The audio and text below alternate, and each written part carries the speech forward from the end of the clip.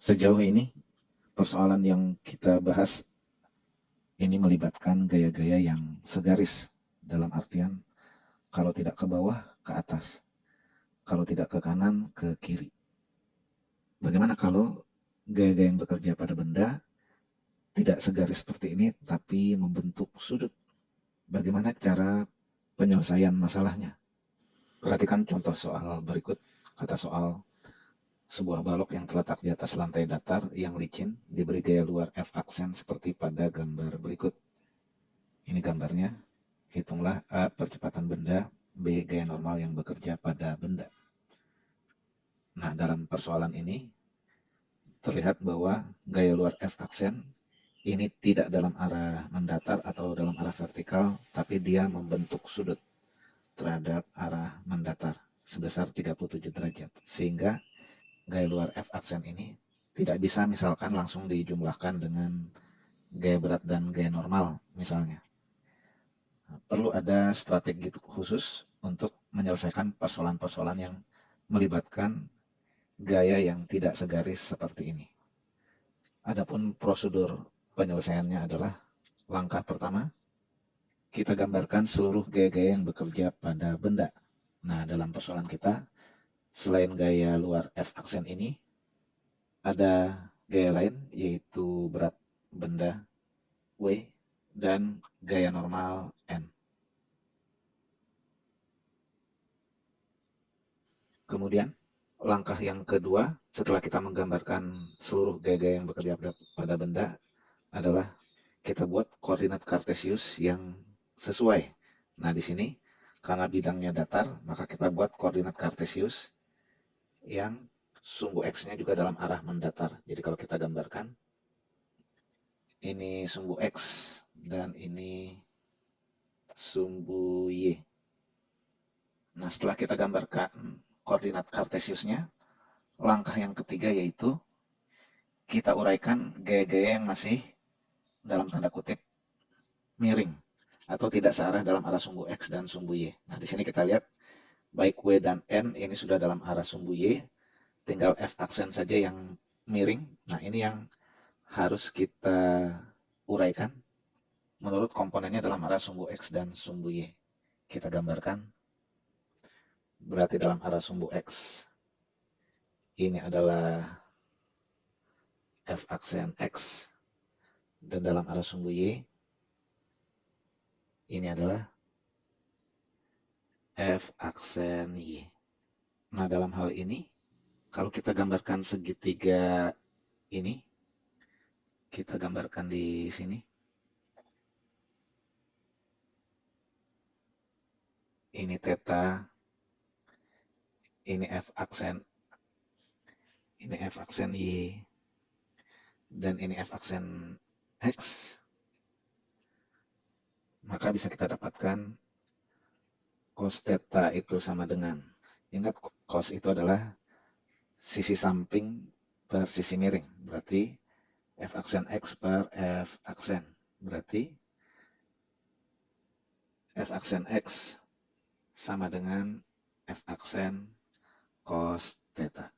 Sedangkan dari rumus sin theta sama dengan sisi depan per sisi miring, sisi depannya F aksen Y, sisi miringnya F aksen.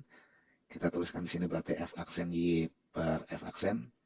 Berarti yang namanya F aksen Y ini besarnya sama dengan F aksen sin theta. Berarti kita sudah dapatkan bahwa nilai F aksen X ini sama dengan F aksen kali cos theta, dan nilai F aksen Y ini sama dengan F aksen kali sin theta.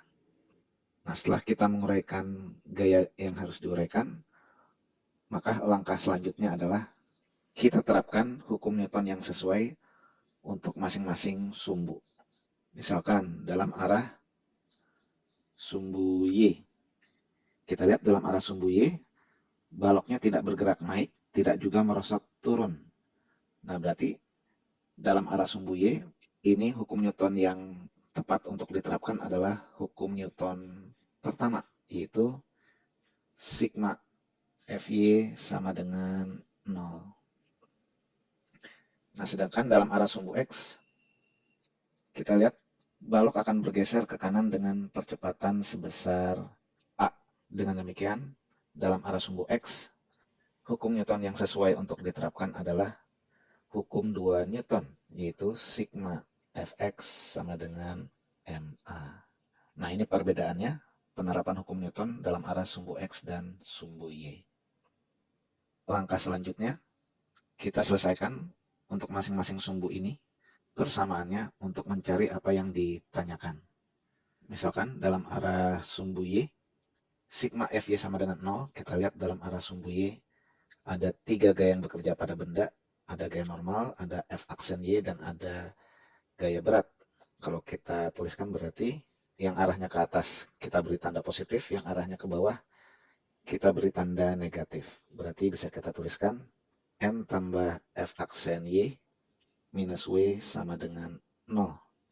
Berarti N sama dengan W minus F aksen Y.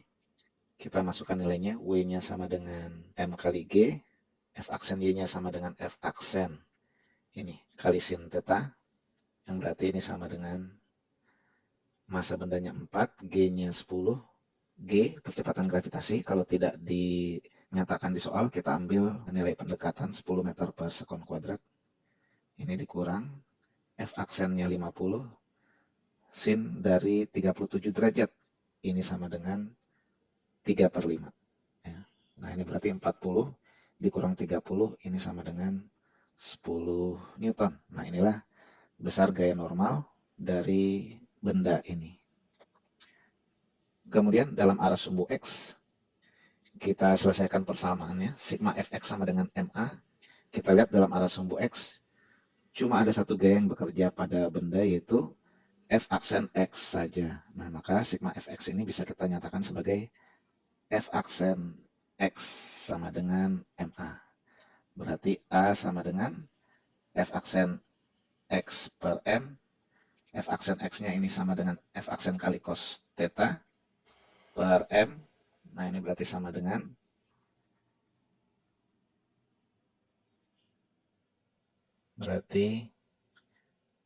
F aksennya sama dengan 50. Cos dari 37 derajat itu sama dengan 4/5. Dibagi massa bendanya 4. Berarti ini adalah 40 dibagi 4 sama dengan 10 meter per sekon kuadrat. Nah, inilah nilai dari percepatan benda yang ditanyakan. Jadi sekali lagi, strateginya adalah kita uraikan gaya-gaya yang masih belum dalam arah sumbu X ataupun sumbu Y menjadi komponen-komponennya dalam arah sumbu X dan sumbu Y, supaya bisa kita jumlahkan baik dalam arah sumbu X maupun dalam arah sumbu Y. Sekarang perhatikan contoh soal yang kedua. Kata soal, sebuah balok terletak di atas bidang miring seperti pada gambar berikut. Ini gambarnya. Hitung A percepatan balok, B gaya normal yang bekerja pada balok. Jadi ditanyakan berapa percepatan balok merosot dan berapa gaya normal yang bekerja pada balok. Nah, di sini ingat gaya normal arahnya selalu tegak lurus bidang, sehingga kalau bidangnya miring maka gaya normalnya juga miring seperti ini. Sedangkan gaya berat arahnya ke bawah, ya, menuju ke pusat bumi. Berarti gaya normal dan gaya berat ini tidak segaris sehingga tidak bisa langsung kita jumlahkan. Perlu strategi khusus untuk menyelesaikan persoalan ini. Strateginya persis sama dengan di persoalan sebelumnya. Adapun langkah-langkah penyelesaiannya sama seperti di persoalan sebelumnya. Langkah yang pertama, kita gambarkan seluruh gaya yang bekerja pada benda. Di sini ada gaya normal yang arahnya tegak lurus bidang, dan ada gaya berat yang arahnya ke bawah.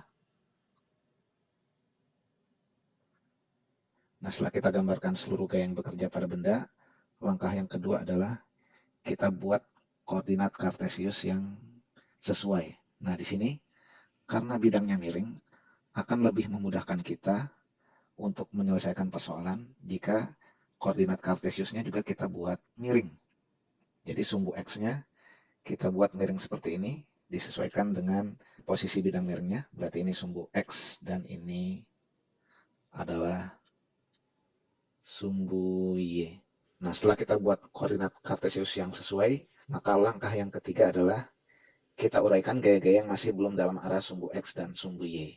Di sini kita lihat bahwa N gaya normal sudah dalam arah sumbu Y, sehingga tidak perlu diuraikan. Tapi W yang ke bawah, ini masih belum dalam arah sumbu X dan sumbu Y. Maka W ini yang perlu kita uraikan. Berarti W-nya kita uraikan menjadi komponennya dalam arah sumbu X. Ini kita beri nama WX. Dan komponennya dalam arah sumbu Y, ini kita beri nama W. Nah, di sini yang perlu diketahui adalah kalau sudut ini besarnya theta, maka sudut ini pun besarnya theta juga. Jadi kalau ini 30 derajat, berarti besar sudut ini pun 30 derajat. Nah, buktinya adalah kalau sudut ini 30 derajat, padahal ini siku-siku, berarti sudut ini adalah 60 derajat. Dan karena ini 60 derajat, berarti padahal ini siku-siku, berarti sudut ini adalah 30 derajat. Jadi saat sudut ini 30 derajat, sudut ini pun 30 derajat. Saat sudut ini theta, maka sudut ini pun besarnya sama dengan theta. Sekarang kita gambarkan segitiga yang ini.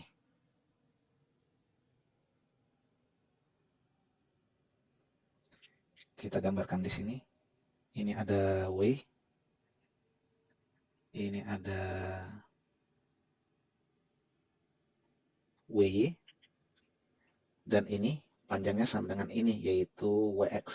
Kita tuliskan ini adalah WX, dan ini adalah theta, ya. Dalam hal ini 30 derajat.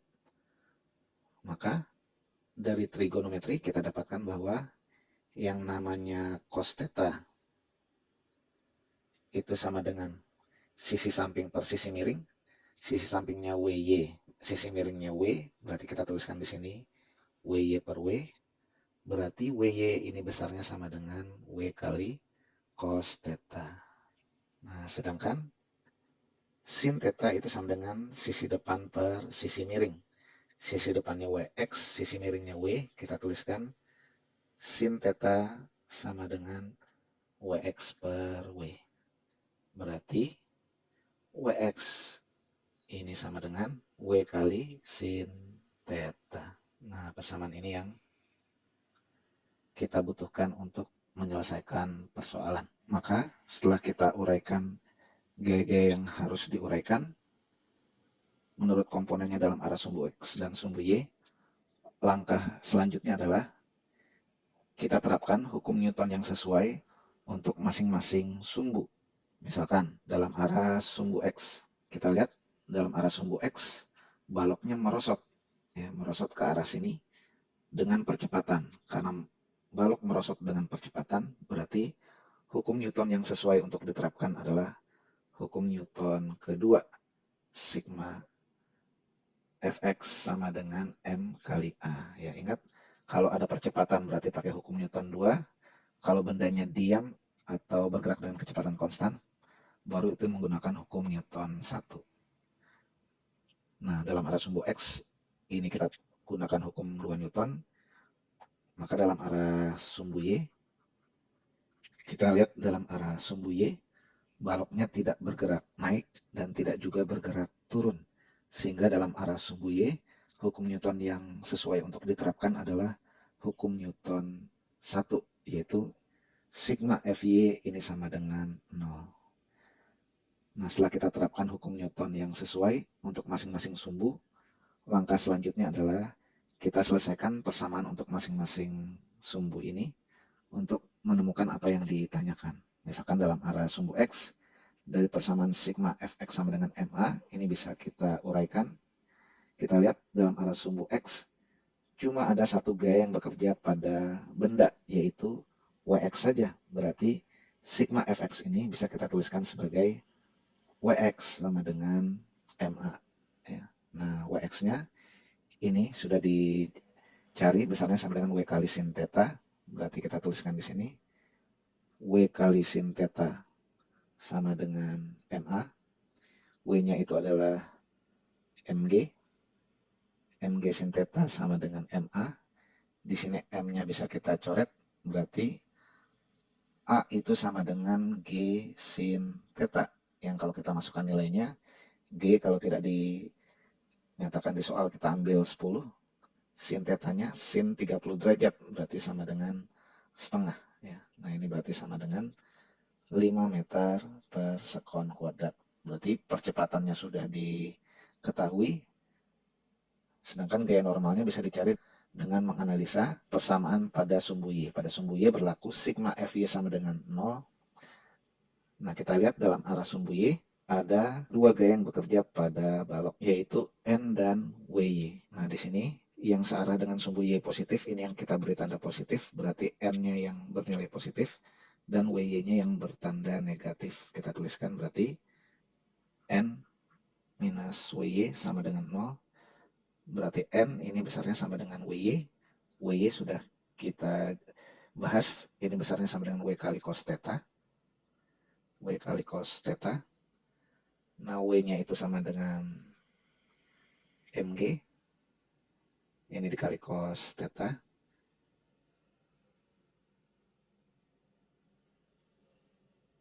Berarti sama dengan M-nya adalah 2, G-nya 10, cos theta, cos dari 30 derajat. Nah, ini 2 kali 10, 20. Cos dari 30 derajat itu sama dengan setengah akar 3. Berarti ini sama dengan 10 akar 3 Newton. Nah, inilah nilai gaya normal yang ditanyakan di soal. Lagi-lagi kita lihat strateginya adalah kita uraikan gaya-gaya yang masih belum dalam arah sumbu X dan sumbu Y menjadi komponen-komponennya dalam arah sumbu X dan sumbu Y, supaya bisa kita cari resultannya baik dalam arah sumbu X maupun dalam arah sumbu Y. Sekarang sebagai latihan, coba kerjakan 3 soal berikut.